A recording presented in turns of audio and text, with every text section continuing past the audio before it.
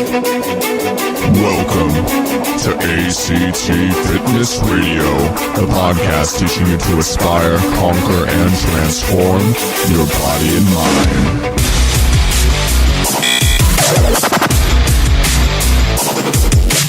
Here's your host, Adam Castro.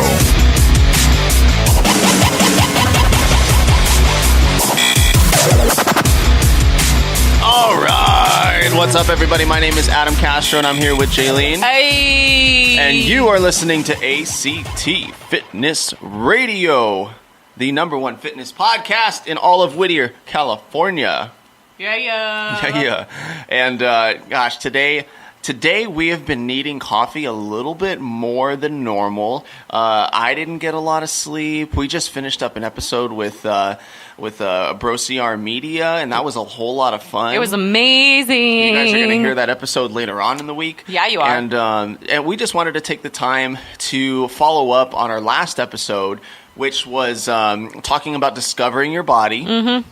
Discovering your strengths, discovering your weaknesses, yes, discovering what kind of schedule works out for you, whether you should be using dumbbells, barbells, what works for you, what can you even engage your body? Can you even lift? Do you even lift? Do you even lift? Okay, so when you're first starting out in the gym, you want to focus on discovering all those parts of your body. But now, okay, so we've spent some time discovering our body. Uh-huh. We've spent some time lifting weights and doing all that fun stuff. Yeah. And so we've identified now what our strengths and weaknesses are. Yeah. And we've even identified the things that we want to increase in. So maybe we've learned, like, hey, I can build an amazing set of arms. Like, I've got awesome development in my biceps and triceps, but my shoulders do not develop well. Oh. Right, yeah, they suck. Or maybe my shoulders develop really, really well, but maybe my arms don't, or my chest. Like me specifically, my chest is my weakest point. And whereas Jaylene has an awesome chest, she has like super awesome definition in her chest. Shoulders, Jaylene and I both have awesome shoulders. We're like a shoulders couple. Yeah, High five. Woo! But maybe you've seen, okay, I have a weak part in this area. And for women, I feel like women specifically want to really bring up their glutes. Mm-hmm. Guys specifically really want to bring up their back and their chest. They want to create that V look, that V taper. Yeah. And so now that we've established what our strengths and weaknesses are, like, what do we do? What do we do now that we've established those things? So, Adam, what do we do? Yeah, well, today we're going to talk about that. Today we're going to talk about how to target those weak points in your body. And there's a word that I'm going to be using a lot today called volume. Whoa. Sciencey term volume, sciencey term volume. And volume can mean a couple different things. It can be interchangeable in all these different definitions, but volume can either mean the amount of sets that you do in any given workout, in any given week, or in any given program. So if I say that my volume for this workout is I did 4 to 5 sets of chest, then that is the volume that you've created. And if I do 3 days where I do those 4 to 5 sets of chest, well, then I'm going to have 12 to 15 sets of chest as the amount of volume that I've had for the week. Yes. And then if you multiply that by the 3 weeks that you might be in this program, or 3 to 4 weeks that you might be doing that, then you have your total volume for the program. And that is one way to define volume. Now, the other way that you can define volume is by how much weight you're actually lifting. So if you're creating 4 to 5 sets of chest exercises, but you're lifting all of those sets at 95 pounds bench press, well, then you're going to have less volume than if you were to do those same sets at 135. 135 sets, even though it's the exact same amount of sets, you are going to be lifting a higher volume of weight over that period of time. These definitions are often misunderstood or just not understood at all. There's a little bit of a lack of education.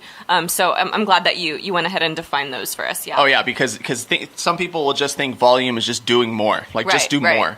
And that is not necessarily beneficial, especially when you are working out a body part just one time per week and doing the bro split. Right. Because if I'm doing chest all in one day, and let's say I do all those 15 sets in that one day instead of splitting it up into 3 days, what that would look like is I'd pick probably 5 different exercises and I'd do 3 sets of each exercise. Yeah. And it could look a little different for everybody. But at that point, probably halfway through the workout, I'm going to be so fatigued that the weight that I lift towards the end of the workout is going to be really, really light. It's going to end up not being a whole lot of weight, and it's not going to add a significant amount of weight to my overall volume.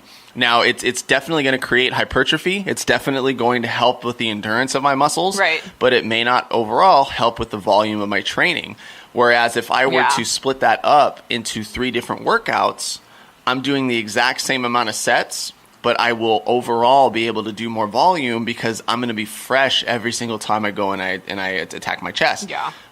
So that's why we're advocates of doing a full body workout routine, because then we can do those like 3 to 5 sets of each body part in one day, and then allow time to recover. And that way, overall in the week, overall in the program, we're able to lift more weight. The recovery process, when you focus on your entire body as opposed to singling out body parts, it's so much different. It's better.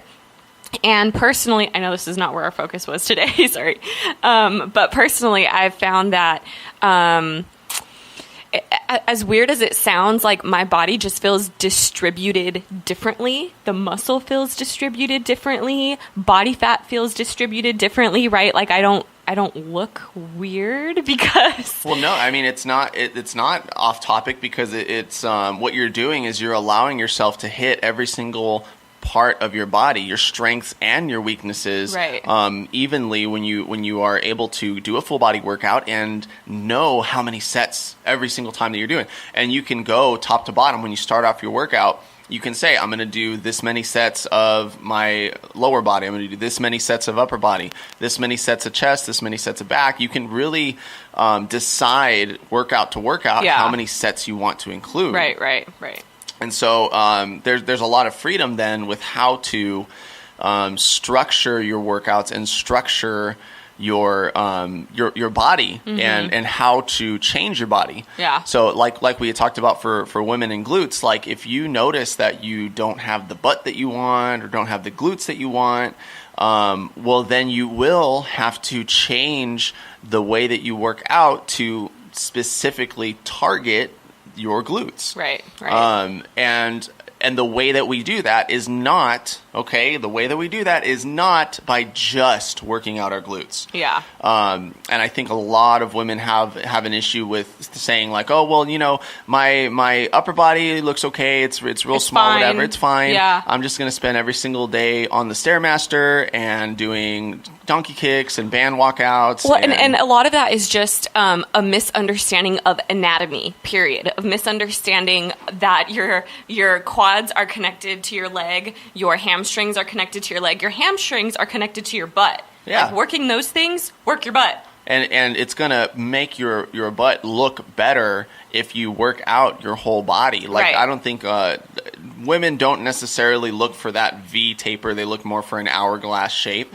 Well, it's going to be more of an hourglass if you actually work your upper body and create that curve in the body. If you just leave your upper body to be nothing and you don't do anything for it, not only is that very bad for your overall health that you're not increasing in strength in your upper body, but it's also just not going to be aesthetically pleasing. You're not going to create that curve and shape that you would want to see from developed shoulders, which they're honestly what I call the sexy muscles, because if you're a girl and you're wearing a dress and a guy sees your shoulders and sees the definition in your neck and your traps and your shoulders, like that's hot. Like that's sexy to be able to see that. And I don't think... me too. Hashtag me too, I don't think girls realize how easy it is to develop that kind of definition in the shoulders. And all it takes is you having a well-rounded program that allows you to hit all those different areas, strengths and weaknesses. And again, it just comes down to a lack of anatomy knowledge, or maybe just forgotten, right? So right now,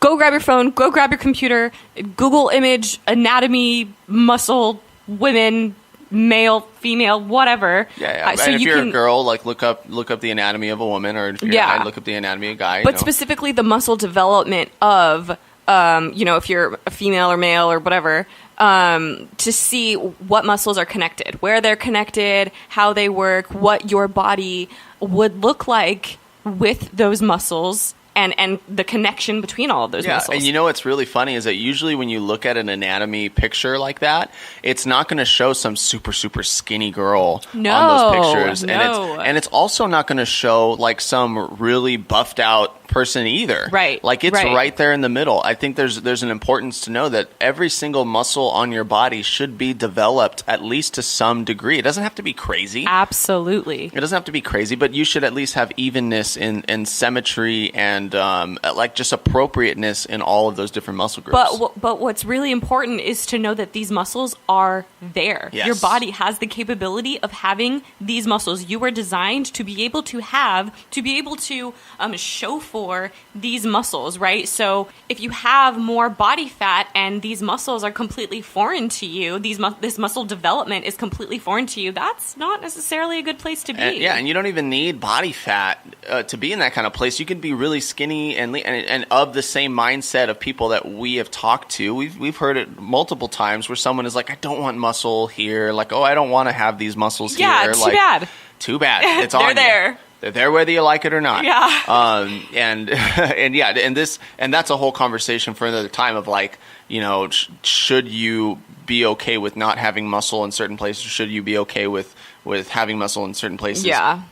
And that's kind of like a body awareness kind of thing, because your body has muscles, and in order to live life efficiently and optimally, they should be developed at some degree or another. And honestly, some people, when we talk about strengths and weaknesses, some people are going to be really, really strong at explosive, powerful movements. Yeah. And maybe they just don't like doing super strong and explosive movements, but they're really good at it.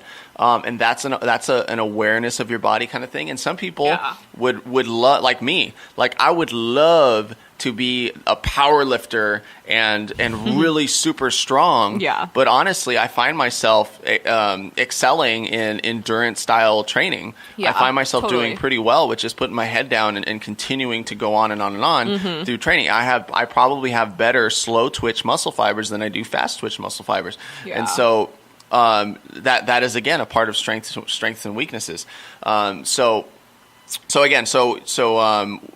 Building overall evenness. So we talk about volume. You need to have a certain amount of volume for every single muscle group that you're working. Yes. Okay. Yes. Now, what does it mean to then target the weak area of your body? So let's say you're trying to work on your glutes for the women, or let's say you're trying to work on your chest for the men.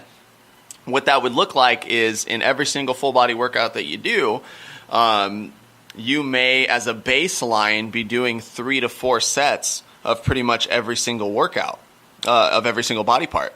So I'm doing, in a workout, probably doing 3 to 4 sets of barbell squats, and I'm doing 3 to 4 sets of barbell chest press and 3 to 4 sets of barbell underhand rows. Yeah. Very basic outline of what a workout should look like. And then you do 3 to 4 sets of arms, 3 to 4 sets of shoulders, 3 to 4 sets of abdominals. But let's say we want to work more on the glutes. What that will look like is making sure that we add in another set or 2 on those barbell squats. Yeah. Or maybe we add in an extra exercise that's going to allow us to target the glutes, like a barbell deadlift, a light, stiff-legged barbell deadlift that's going to help us to feel and stretch the glutes and then squeeze them. Now, we talked about women who just want to just target the glutes every single workout. They're doing donkey kicks and band movements and, butt Stop that, pumping. by the way. And it's not bad to do those things. It's not bad to do those things, especially if you're not connected with your glutes. A lot of the time, a muscle is weak because you're not connected to it. Yeah. Because you don't know how to squeeze it yet. And there are exercises that help you to do that. Mainly, like doing something like a band sidewalk can really get you connected with your glutes, especially if you've never created that outward tension with your knees to be able to engage the glutes. But that's way. assuming that you're actually engaging the glutes, because you can run through these exercises and not fully engage your glutes or not even know what that means. There are so many, I mean, even along the lines of doing a squat or a deadlift. Like, I've seen so many girls not fully squeeze the butt. Their hips are still out while they're bringing the bar up and likewise or down. And likewise for men, like doing a exercise that comes to mind is like a plate press. You can do a plate press and hold a plate on the in the bench press position and bring it down, bring it up, bring it from point A to point B, and it not actually be working the chest. You're not actually squeezing in, not actually engaging the chest. And that is the most important aspect of those exercises, is making sure that you're actually engaging the muscles. Because if you're not, then you're just moving the body in that range of motion, which again is not bad, but it's not actually helping. So if you're spending a lot of time on these exercises that are geared towards connecting you to those muscle groups, but you're not actually getting connected to those muscle groups, then they're not benefiting you. And then those exercises that help you get connected to those muscle groups may not be the best exercises to do to build the muscle group. So you can do a lot of donkey kicks and band walks and what's in it, like curtsy squats and, you know, what's another good, like hip raises, hip raises, hip thrusts, on the, and it'll get you connected to the glutes, but your glutes will not build like they would doing deadlifts, doing barbell deadlifts, or even, as we've come to find, like single leg deadlifts are especially good at really targeting one butt cheek at a time. And those are the main lifts that you should be focused on and spending the most time on, because again, we talk about volume. How much volume and resistance do you really think you're getting by just doing these very light donkey kicks for 20 reps? It's not going to be as much volume as you deadlifting 95 to 135 pounds. And that's part of the problem, is that you just will not have enough time doing all these small, you know, maintenance exercises that are good for connecting you to the muscle group you're trying to focus on, but they're not primary moving muscle or primary exercises for that muscle and that's group. Exactly right. That's exactly what they are, maintenance exercises. Making sure that you still are connected to those muscle groups, because there's plenty of times when you're going to be doing a deadlift or a bench press.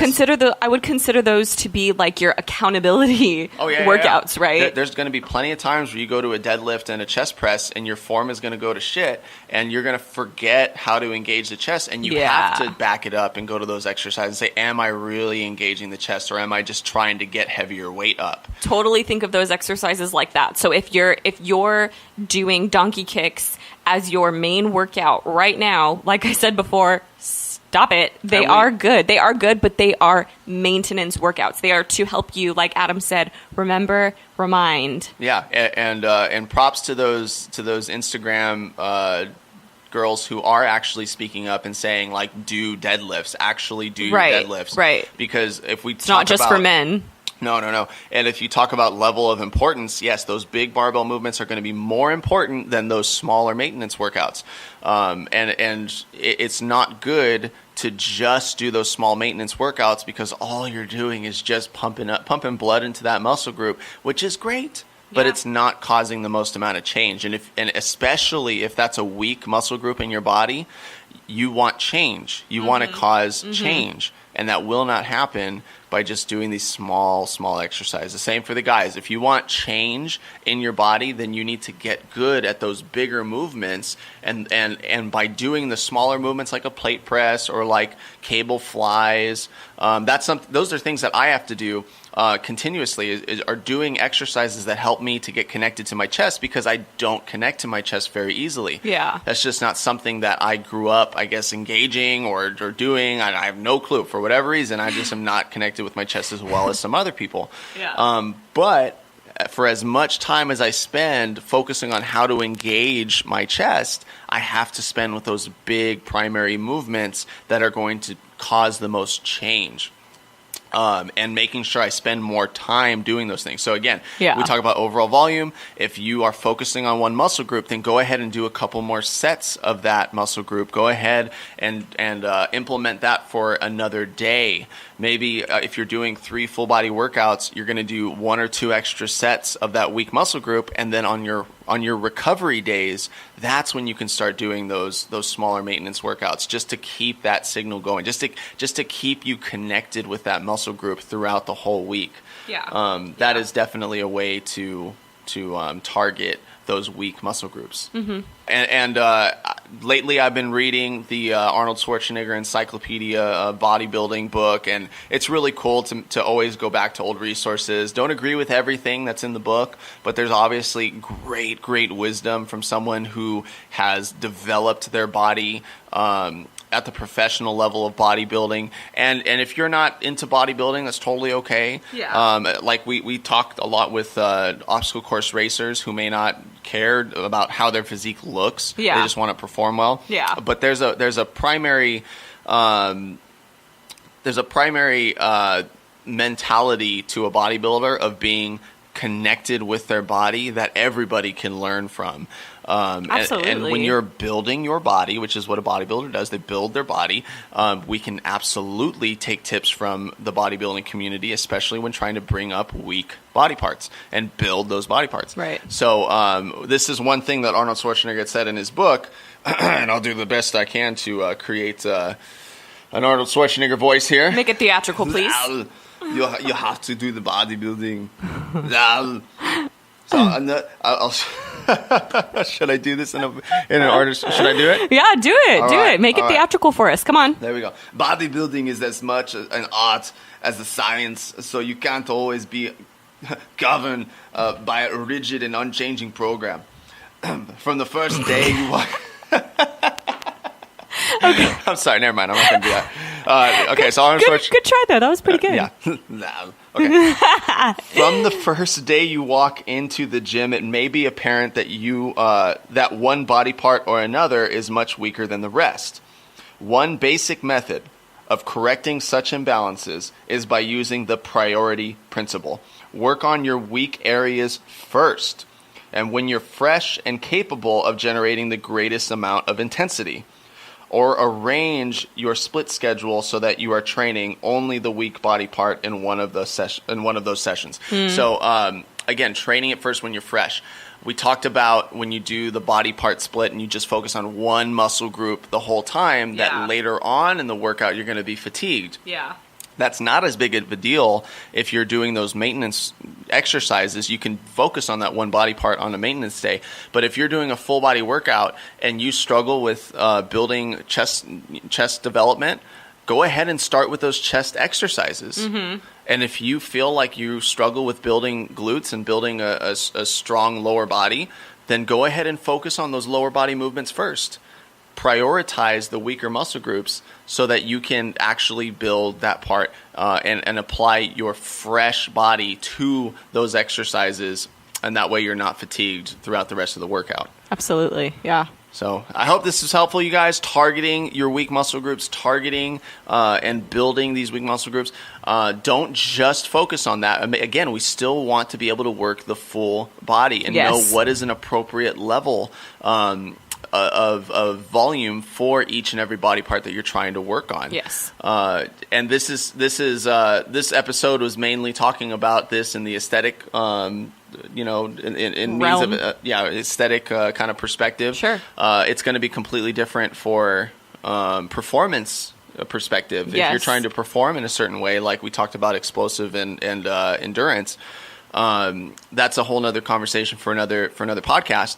But at least in the aesthetic perspective, when you want to build up a certain muscle group, you have to focus on it a little bit more. You need to put a little bit more weight, a little bit more sets, a little bit more time, and you will see change, and you will see a little bit more development. And important to mention before we go, it may happen slower than you want it to. Yes, that is so important to remember that and believe it. Okay, believe it, because now we're talking about genetics and so many other little intricate small things that take into account for how the ultimate outcome of your body is going to look, despite what you may want at the pace, at the rate you may want. Yeah, for some people, it's going to take 1 week, 3 weeks, 4 weeks. For some people, it may take 1, 2, 3 years. And other things that need to be taken into consideration are age, nutrition, if you've been working out, if you haven't been working out, how long it's been since you've been working out, if you have been,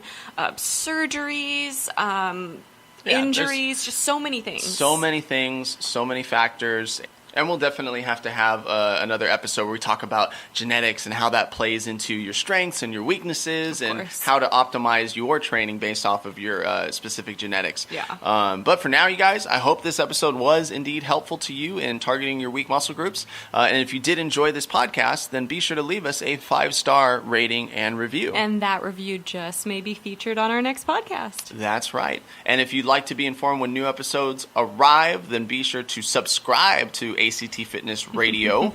Yeah. And if you do need help with creating a program for yourself, and you need help with targeting those weak muscle groups, and maybe you need personal training services, like, definitely go to our website. Please reach out to us. Yeah, please reach out to us. Even if you just want to say hey and ask us questions, go to the ACT Fitness Academy Instagram, or you can visit our website at www.actfitnessacademy.com and learn about Jaylene and I and how we can help. Until next time, guys, take care.